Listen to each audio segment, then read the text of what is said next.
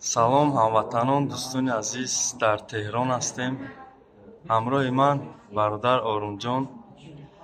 Мо мегӯянд ки кӯ ба кӯ намераса, одам ба одам мераса.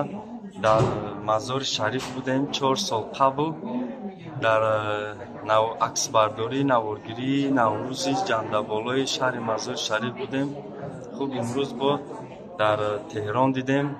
бо чӣ тавре ки медонанд дӯстон, намоиши театрикунонидаи ҳунармандони тоҷик буд. Лутфан хуб аввал бигӯед ки чӣ гуна буд, баҳои шумо чӣ гуна буд аз намоиши тоҷикон.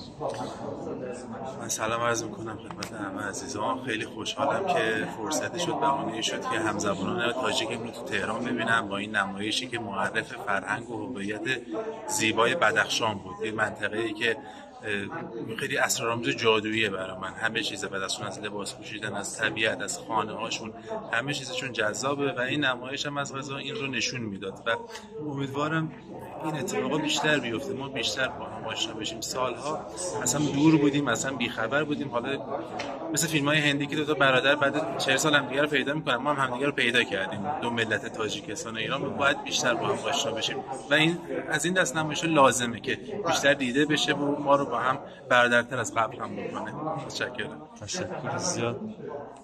برادر عزیز، در افغانستان واقع در تهران هم دیدیم. شما روی نوبت در دوشنبه تاجیکستان انتظار میشین؟ امیدوارم. واقعا نکته جالبی به شما گفتید. 3 کشور فارسی زبانه. اولین دیدار ما در مزار شریف بود، دومین دیدار در تهران، قاعدتا باید دیدار سوم ما در دوشنبه باشه و امیدوارم این سفر بعد از چند سال بالاخره به اصطلاح پاش بیفته، ما رو تاجیکستان بطلب و ما بیایم شما رو اونجا ببینیم. ان شاء الله اینطور خواهد شد. بله، من بی‌صبرانه منتظرم برای این سفر. تشکر. ما هم شما رو انتظاریم. عکس نشان میدادیم. بله حتما. امیدوارم خوب معلوم بشه. بله. بابا بعد بزنید اینم بنده و آقا کامران عزیز در روضه شریف. بذارید روش بزن فوکوس شه. بله اینجا روضه شریف است. روزی نوروز جندبالا بود. خب خلاص همیشه برای شما پیروزی موفقیت برای من همینطور، برای شما، برای همه مردم تاجیکستان، همه فارسی زبان‌ها، همزبانانمون تو کشور افغانستان هم امیدوارم زودتر از اون شر تروریسم و اون عقرب‌های بیریخت خلاص بشن. این آرزوی منه. متشکرم.